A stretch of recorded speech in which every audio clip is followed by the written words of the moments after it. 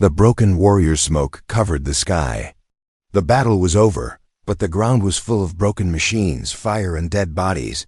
Ships burned, blood mixed with oil.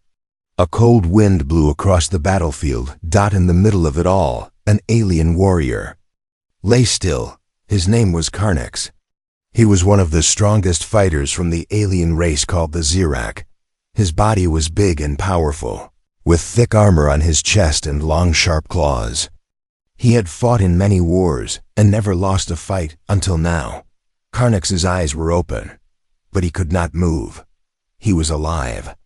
He could feel everything, but his body didn't answer him. His legs, arms, and tail were paralyzed. He could not speak. He could not lift his head. He just lay there, helpless, staring at the sky filled with black smoke. A group of Zirak soldiers passed by. They looked at Carnix. One of them was a high commander. He stopped and looked down. "That's General Carnix," said one Zirak soldier. "He's finished," the commander replied coldly. "He's broken. Leave him." "But he saved us. He fought till the end," the soldier said quietly. The commander didn't care. "He's of no use now. We do not carry broken warriors." And just like that, they walked away. No one tried to help. Carnix watched them go. His eyes were full of pain, not just from his wounds, but from betrayal. He had given everything for his people, and now they left him behind like trash. He lay there for hours, maybe more. He started to lose hope. Maybe this was the end. Then he heard footsteps. Soft, slow, careful. A human soldier appeared. His armor was scratched and dirty. His name was Mike Carter. He was a young man with tired eyes and a scar across his left cheek. He looked around the battlefield, searching for any survivors. Then he saw Carnix. He walked over, gun ready. At first he didn't know if Carnix was alive, but then he saw Carnix's eyes move. Slightly, slowly, a silent cry for help. Mike knelt beside him. "Hey, can you hear me?" Carnix couldn't speak, but he blinked once. Mike understood. "Damn," he whispered. "You're still alive." Mike looked around. No one else was near. The battlefield was silent. "You're paralyzed, aren't you?" he said softly. "Your people left you." He touched Carnix's neck gently, checking the pulse. Still strong. The body was broken, but the warrior inside was alive. Mike looked at him for a long time. "You saved my team back there." "I remember," Mike said. "You jumped in front of the plasma fire. You didn't have to, but you did." He stood up and called his radio. "Commander, I've got a Zirak down." "High ranking, still breathing." The reply came fast. "Leave him." "Not our problem. We're pulling out." Mike stared at the radio. His jaw tightened. "He's still alive. We can't just leave him." "No, Carter. That's an order. Get back to base." The line went silent. Mike looked at Carnix again. He remembered his own brother, left to die in a war long ago. No one came to help him. No one cared. Mike made his decision. He threw away the radio. "I'm not leaving you here," he said. It wasn't easy. Carnix was huge and heavy, but Mike was strong, and more than that, he was stubborn. He found an old broken transport nearby. It didn't fly, but the wheels still worked. Mike pulled the heavy alien body inch by inch, sweat pouring down his face. He lifted Carnix onto the transport. The warrior's body didn't move, but his eyes stayed on Mike the whole time. "You're lucky I like impossible missions," Mike joked. He covered Carnix with a blanket and drove away alone into the WASTELANDS. No backup. No orders, just one human. And one paralyzed alien warrior behind them. The sky turned darker, but Mike didn't look back. Asterisk against orders, the stars above were quiet. But Mike Carter's mind was not. The military transport rolled across the dead zone. The wheels squeaked. Wind howled through broken towers around them. The sky was a dirty gray like it forgot how to shine. Inside the vehicle, Karnix, the paralyzed alien warrior, lay still. His chest moved up and down, slow but steady. His golden eyes stared at the ceiling. He could not move, but his brain was awake. His heart was burning. He didn't understand the human driving the vehicle. Why was this soldier, this enemy, saving him? Karnix's own people had left him. They called him broken, worthless. But this human didn't leave. Mike drove in silence. His hands gripped the wheel tight. His thoughts ran wild. He had disobeyed a direct military order. He had picked up a dying alien, one of the enemy's strongest fighters, and was now on the run. If command found out, he could be punished, maybe even locked away. But Mike didn't care. "This is crazy," he said out loud, glancing at Karnix. "You know that, right?" Karnix couldn't answer, but his eyes were listening. Mike gave a tired smile. "Yeah, I figured." He reached a small outpost, a broken bunker left from a past war. It was half buried in sand, but Mike knew it had old medical scanners inside. He carried Karnix inside with great effort. The alien was like carrying a full tank. Inside the bunker, lights flickered weakly. The air smelled like rust and dust. Mike found the scanner, powered it up with a portable battery, and gently slid Karnix inside. The machine beeped. It scanned the body. A screen lit up. Spinal cord severed. Nerve system damage, 92%. Mobility, 0%. Mental function, normal. Conscious, chance of recovery, low. Mike read the report. His face hardened. "I don't care what it says," he muttered. "I've seen worse come back." He sat down next to Karnix, exhausted. "I don't know if you can hear me clearly, but I need you to stay alive," Mike said. "I've already broken orders for you. I'm not turning back." Suddenly, his radio crackled. "Private Carter. This is Commander Haile. Your signal was tracked. Where are you?" Mike froze. He picked up the radio slowly. "This is Carter. I'm in Sector 9. Are you with the alien?" "Yes, sir." Silence. Then the voice turned cold. "That creature is not your mission. He is not human. You are not authorized to assist him." Mike's voice was calm but firm. "He saved my life during the last fight. I'm returning the favor. This is your last warning, soldier. Leave the alien and return, or be marked as a traitor." Mike looked at Karnix. The alien's eyes still stared at him, quiet, strong, trusting. He pressed the radio button and said, "Do what you have to. I'm not leaving him." He turned the radio off and threw it across the room. Mike stood up and grabbed his backpack. He pulled out an old paper map, one he'd kept from years ago. "There's one place left," he said. "They might still be out there." He marked a red spot deep in the wastelands. A place few dared to go. A place from old war stories, the Black Zone. A secret lab was hidden there, once used by alien scientists. It had advanced healing tech, forgotten, dangerous, but maybe still working. "I'm taking you there," Mike said. He carried Karnix back to the vehicle. The wind outside had grown stronger. Sand blew like sharp knives. A storm was coming. As he started the engine again, he looked up at the dark sky. "This isn't just about saving a life," he said. "This is about showing them that humans don't leave their allies behind." He drove into the storm. Behind him, military drones were already searching the area. He had no orders, no backup, no one watching his back.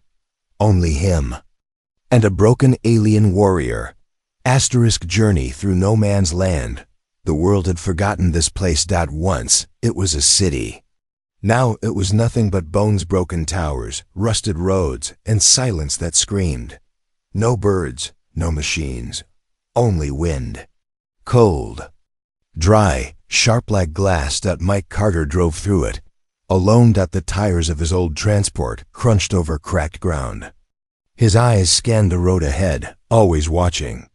The desert of ruins was full of old war traps, roaming machines, and worse. Scavengers, beside him, strapped into a harness, the paralyzed alien warrior Carnix lay silent. The only sign of life was the slow rise and fall of his chest. And his glowing golden eyes. They had been driving for hours. Mike hadn't spoken in a while. He was tired, hungry, and yet, something kept him going. Maybe it was guilt, maybe it was duty, maybe it was something even deeper. Carnix's own kind had left him to die. But Mike? He chose to stay.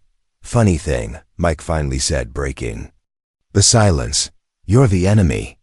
I've seen you crush tanks with your bare hands. You once terrified half our squad, and now here I am, hauling your heavy alien butt across a death zone. Carnix's eyes blinked slowly. Mike smiled. I'll take that as a thank you. A loud bang shook the transport. Mike hit the brakes. Boom. Boom. Boom. Something was coming. He grabbed his rifle and peeked outside. Through the dust and smoke, he saw them scavenger bots, old machines left from a forgotten war. Their eyes glowed red. Their legs clanked. They had no mind, no orders. Just a program. Destroy all movement. Mike cursed under his breath. Of course. He hit the gas. The transport roared forward. The bots followed. One jumped, landing on the back of the vehicle. Mike swerved left, then right. Another bot fired a shot. It hit the side and sparked flames. The vehicle shook. Mike opened the back hatch and shot at the bot with one hand while steering with the other. Bang. Bang. Click out of bullets. The bot raised its blade arm, but then Carnix moved, just a little, one finger. Then two. His eyes burned with fire. He couldn't stand. He couldn't fight. But with the last of his strength, he reached toward the fallen gun. He couldn't lift it. But the bots didn't know that. One of the bots hesitated. And in that moment, Mike used a Sinku flare grenade, a blinding flash. The bots fell back confused. Lost in the smoke, Mike didn't stop. He drove straight through a broken tunnel and into the dust beyond. 20 minutes later, he pulled the vehicle behind an old structure, an empty factory covered in sand. He jumped out, breathing hard. They had escaped. Barely. He opened the back. Carnix was still lying there, silent, but his hand had moved. Mike knelt beside him. You moved, he whispered. You're fighting. You're still in there. He smiled, not just with his mouth, but with his soul. He made camp for the night. A small fire. Ration bars. Carnix couldn't eat, but Mike sat beside him, speaking like to an old friend. I had a brother, he said. Name was Eric, left behind during the War of Voss. They said there were no survivors. They didn't even go back to check, just gave up. Mike's voice grew softer. I swore I'd never do that. Never leave anyone behind.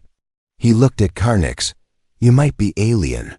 You might be the scariest warrior I've ever seen. But right now, you're mine to protect. The fire crackled. Somewhere far away. Lightning flashed. Mike looked at the map. There was one place ahead. An old lab, deep in the black zone. A place where alien tech was tested. A place where healing was possible. Maybe. He folded the map and stood. Tomorrow we move again. He looked up at the sky. No stars. No hope. But he had a mission. And Mike Carter never left anyone behind. Asterisk the Forbidden Lab. The doors opened by themselves. No one touched them. No one said a word. As Mike Carter stepped forward, the giant metal gates of the lab slid apart with a long cold hiss, like the place had been waiting. Watching. Behind him, the wind howled across the dead zone. Before him stood the Forbidden Lab, a building from another time, another war. Alien symbols glowed faintly on its broken walls. It looked abandoned, dead, but something inside was still alive. Mike pushed the transport inside. The wheels creaked over the steel floor. The lights flickered, as if they hadn't seen movement in years. Behind him, strapped to the transport, the broken warrior Carnix was silent. They had made it, but what now? Let's hope this place has more than ghosts, Mike muttered. He parked near what looked like a medical bay. Strange alien tools hung from the ceiling. Blue lights scanned him as he moved. Suddenly, a voice echoed in the room. Human, state. Your purpose. Mike froze. His hand went to his gun. From the shadows, a figure stepped out. Tall, thin, wrapped in a long black coat. His skin was pale gray. Eyes sharp and glowing. Dr. Varan, an alien scientist. One of the last minds behind. Zurich Biotech. I'm not here to fight, Mike said slowly. This warrior, he's dying. Paralyzed. I need your help. Varan looked at Carnix. His eyes widened slightly. This is General Carnix, he said. I thought he was dead. Left to die, Mike said. By his own people. Varan walked closer, his hands behind his back. He studied the warrior with cold, careful eyes. Spine damage, nerve collapse, a rare case. But not impossible. Mike stepped forward. Can you fix him? Varan didn't answer right away. He walked around the lab, activating machines, powering up old systems. Strange lights filled the room. Robotic arms lowered from the ceiling. A bed rose from the floor smooth, glowing, humming with energy. I can try, Varan said finally. But it's not simple. It's old Zurich tech mixed with human upgrades. Dangerous, unstable, painful. Mike didn't blink. Do it. Carnix couldn't speak, couldn't nod. But his eyes locked onto Varan's. Unafraid. The lab came alive. Mike helped Varan move Carnix into the machine, wires connected. Lights flashed. A strange liquid flowed through tubes. As the healing began, Carnix's body jerked once. Then again, muscles twitched. His eyes closed in pain. He's awake, Varan said. He feels everything, even if he can't scream. Mike stood by his side. You're not alone, he whispered. I'm here. The machine hummed louder. Symbols glowed across Carnix's body like fire under his skin. His fingers moved. His chest rose sharply. Then dash crashed. An alarm blared. Red lights flashed. Intruder detected. Varan looked up. What have you done? Mike grabbed his rifle. I didn't bring anyone. Before he could finish, the wall exploded. A figure stepped through the smoke. Tall, armored, silent. A Zurich assassin. His blade hummed. His eyes glowed with cold purpose. He had one target. Carnix. Mike fired. The assassin moved like lightning. Bullets missed. The blade flew toward Carnix, but Mike threw himself in front, taking the hit on his shoulder. He fell back, bleeding but alive. Protect the patient. Varan shouted, activating the lab's defense system. Electric blasts shot from the walls, knocking the assassin back. Mike pulled out his last grenade and threw it. Boom. Smoke filled the room. Sparks flew. When the dust cleared, the assassin was gone, but the lab was damaged. The healing machine flickered. The power started to drop. He's not ready, Varan warned. If we stop now, he might never move again. Mike pressed his hand on Carnix's chest. Hang on, he whispered. Don't stop now. You've come too far. Suddenly, Carnix's hand gripped Mike's wrist. Not hard. Not strong, but real. Alive. Karnox opened his eyes. Why? He whispered. Mike smiled, blood running down his face. Because no one else would. Asterisk the awakening. The first thing Carnix felt was pain. It wasn't sharp. It wasn't burning. It was deep, like something inside him was waking up after a long dark sleep. Then came sound, a low beep, the hum of machines, the heavy breathing of someone nearby, and finally, the smell of blood. Carnix opened his eyes, bright lights above. A cracked ceiling, strange machines around him. He turned his head, just a little, but that little movement felt like lifting a mountain. He could move, not fully, not fast, but it was real. His body, once broken, was coming back to life. He looked to the side and saw Mike Carter, lying on the floor, bleeding, holding a weapon in one hand and pressing his other hand to a deep cut in his side. Mike looked up and smiled weakly. "You're awake," he said. "Took you long enough." Carnix blinked. His voice was rough, weak, but still strong enough to ask one word. "Why?" Mike chuckled, though his face was pale. "Same question again?" He sat up slowly. Blood dripped from his arm. The bandage was soaked.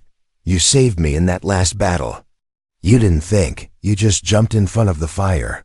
I couldn't forget that. And when your people left you behind, I couldn't do the same." Carnix stared at him.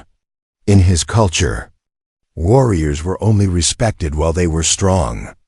Broken ones were forgotten, left to rot. That was the Xerec way, but this human had done the opposite. He had fought, risked his life, carried Carnix across wastelands, faced assassins, all for a dying alien warrior. "You are strange," Carnix said slowly. Mike laughed. "That's what people say about me." Suddenly alarms started again. Intruder proximity. "Alert!" Varan, the alien scientist, rushed into the room. "They found us," he said. "Xerec command. More assassins are coming." Mike grabbed his rifle. "How many?" "Too many," Varan replied. "You won't survive a direct fight." Mike looked at Carnix. "Can you move?" Carnix tried. He pushed himself up. His legs trembled. His arms shook. He managed to sit on the side of the table. "I am not at full strength," he said, "but I can fight." Mike smiled. "That's all I need to hear." They moved together, slow, careful. Carnix picked up a plasma spear from the lab wall. It felt heavy in his hand, but also familiar, like holding part of himself again. They walked to the main hallway. Lights flickered. Outside, footsteps echoed. Xerec hunters were coming. "You ready for round 2? Mike asked. Carnix nodded once. "Let them come." The doors exploded open. Xerec commandos stormed in, 10 of them, fast armored, ready to kill. But they didn't expect what waited inside. The human and the alien, side by side. Mike took the first shot. Carnix moved like a storm, slow but deadly. His spear cut through 2 enemies before they even aimed. Blades clashed. Guns fired. Sparks flew. Mike rolled behind cover, taking out targets one by one. Carnix slammed a commando into the wall, his strength returning with every strike. "They're retreating." Varan shouted. The remaining Xerec backed away, dragging their wounded. They hadn't expected Carnix to be alive or fighting beside a human. Silence returned. Mike dropped to one knee, gasping. Carnix stood beside him, bloody, shaking, but still on his feet. "You're not just a warrior," Mike said. "You're a survivor." Carnix looked down at him. For a long moment he said nothing, then he offered his hand. Mike took it, and in that moment, something unthinkable happened. A Xerec and a human stood united. The last stand. The sky turned black. Not from night, but from the ships. 10 dark shapes moved slowly above the ruined wasteland. Xerec dropships. Their engines hummed like a slow heartbeat. Inside each one were elite soldiers, armed and ordered to finish what the assassins failed. Their target: kill Carnix, kill the human, destroy the lab, erase the shame. Inside the lab, Mike Carter stood at the window. His arm was still bandaged. His gun rested against the wall. He watched the ships getting closer. "They're not sending scouts anymore," he said. "They're bringing a full army." Behind him, Carnix checked his spear, his body wrapped in black armor pulled from the lab's storage. It was not full strength, but enough. His hands no longer shook. "They want to erase me," Carnix said. "To make sure no Xerec remembers I was saved by a human." "Too late for that," Mike replied. Varan walked into the room, holding a small control box. "I've activated the lab's defenses, but they won't hold long. You need to leave." Mike shook his head. We're not running, Karnix nodded. We stand. Together, the lab became alive with preparation. Traps were armed. Old turrets charged up. Motion sensors turned red dot in the quiet before battle. Mike sat with Karnix 1. Last time, you don't have to stay, you know, Mike said. You could sneak out through the tunnels. Karnix looked him in the eye. I do not run, not anymore. Outside, the dust clouds rose. The ships landed. Doors opened. Xeric commandos poured out 20, 30, 40 soldiers. Their armor gleamed. Their eyes cold. They marched forward with perfect silence, inside the lab. The doors shut and locked. Mike stood behind a wall-mounted cannon. Karnix took his place at the main entrance, his spear glowing blue. Varan watched from the shadows, ready to trigger final backup systems. Then the storm came. The Xeric charged. Lab's guns fired first, blasting holes in the ground, tearing through the front lines. Explosions shook the earth, but the Xeric kept coming. They broke through the outer wall, and the battle began. Mike fired without rest. 1 down, 2, 3. But they kept coming. Karnix fought like a living weapon. Spear spinning, feet moving. Even wounded, he was faster, smarter, deadlier than any other warrior in that room. Enemies screamed. Blood sprayed, but the cost was high. Mike took a hit in the leg. He dropped but kept shooting. His body was failing, but his spirit wasn't. Karnix stood over him, blocking a blade just in time. You fight like Xeric, he said. Mike smiled. You fight like a human. The last wave came. More soldiers, more fire. The lab shook. One wall collapsed. Flames spread. Varan activated the emergency. Shields, this is it, he shouted. One more push and they'll break through. Mike and Karnix stood side by side. Backs to the wall. No more tricks. No more weapons. Just courage. Just them. The doors broke. The enemy charged. But something happened. The Xeric soldiers stopped, not all at once. One by one, they slowed. Hesitated. Stared. At Karnox. He was bleeding, bruised. Barely standing, but alive. Defiant. He looked at them and shouted, You came to kill me because I was saved by a human. But I say this, he is more Xeric than all of you. The silence was deep. Then one soldier dropped his weapon. Another stepped back. Some looked confused. Others ashamed. Xeric pride was strong, but so was honor. And in Karnix they saw it. Real. Honor. Brothers and Warno 1 moved. No one spoke. The battlefield was frozen in silence. Smoke still rose from broken walls. Sparks flew from destroyed machines. Bodies lay scattered across the ground, Xeric and human. But in the center of it, all stood 2 warriors, 1 human. 1 alien, Mike Carter, covered in dust and blood, barely standing. Karnix, scarred and armored, holding his broken spear like a flag. Around them, the Xeric soldiers stood in confusion. Their orders had been clear: kill Karnix, destroy the lab, and leave no witnesses. But what they saw now shook their belief. Karnix, once called a hero, was left to die by his own people. And a human and enemy chose to save him. One soldier stepped forward. His face was hidden behind a helmet. His voice was flat. Why did you not return to us? Karnix raised his head. His voice was rough but strong. I could not return, because I was thrown away. Another soldier shouted, You broke Xeric law by trusting a human. Karnix's golden eyes flashed. No, I broke Xeric pride. I trusted the only one who stayed when all of you ran. The soldiers looked at each other. Their hands held weapons, but their hearts were uncertain. Karnix pointed at Mike. This human did not see a weak body. He saw a warrior still alive. He saw a brother.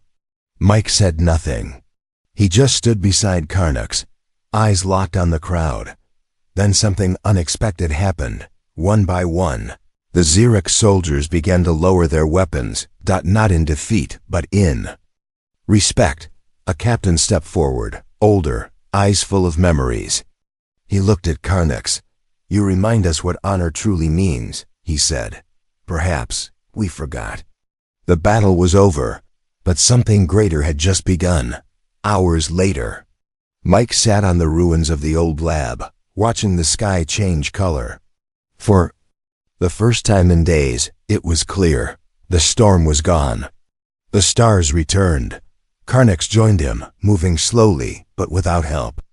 He sat beside Mike, his armor scratched, his body tired, but his spirit calm. "You were ready to die for me," Carnix said. Mike shrugged. "You were ready to die for me first. Fair trade." They shared a quiet laugh behind them. Zirek and human soldiers worked together to clean the battlefield. No more blood. No more fighting. Varan, the scientist, was repairing machines. He watched the two warriors and smiled. Carnix looked at Mike. "What will you do now?" Mike looked at the stars. "Don't know. Maybe go back. Maybe get arrested." Carnix stood. "Then I will go with you." Mike raised an eyebrow. "You're not serious." Carnix placed his hand on Mike's shoulder. "I was a warrior of the Zirek Empire. But now, I fight for something greater." Mike smiled. "Guess we're both enemies of tradition." They stood together, shoulder to shoulder, not as soldier and alien, not as enemies, but as brothers, and that was the story of the Paralyzed. Alien warrior no one wanted to save, except one human soldier in a galaxy full of war, hate, and pride. One act of kindness changed everything. Because sometimes the strongest warriors are not the ones who fight the hardest, but the ones who refuse to walk away.